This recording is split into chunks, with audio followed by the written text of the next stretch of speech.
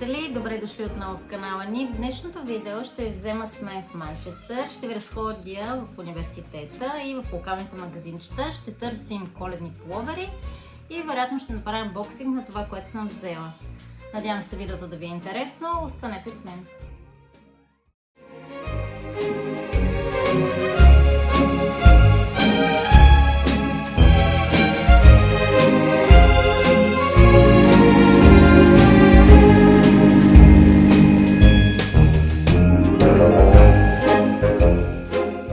Не беше особено продуктивен ден в училище и затова минавам направо на по-приятната и по-забавната част, а именно коледния пазар.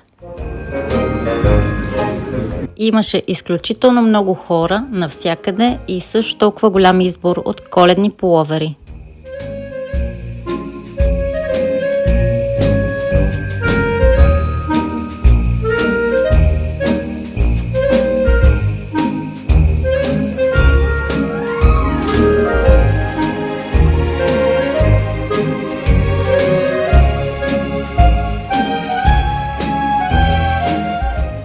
Вижте какво открих за Джорджи, но не го взех, защото не ми хареса самата машинна плетка.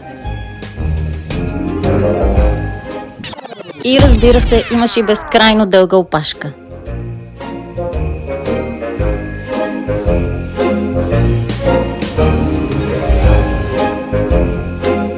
След бърз пазар в Lidl, боксинга остана за следващия ден.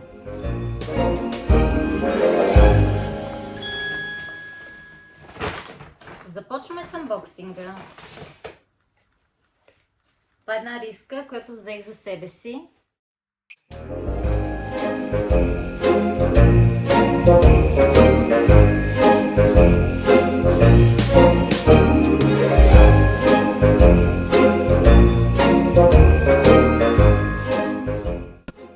Абстрахирайте се от размера, определено не съм XS, но просто тя е оверсайз.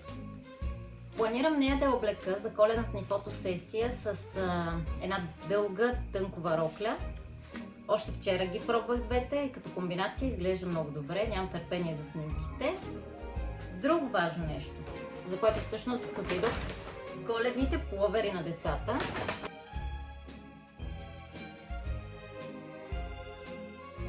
Много ми хареса самата машинна плетка.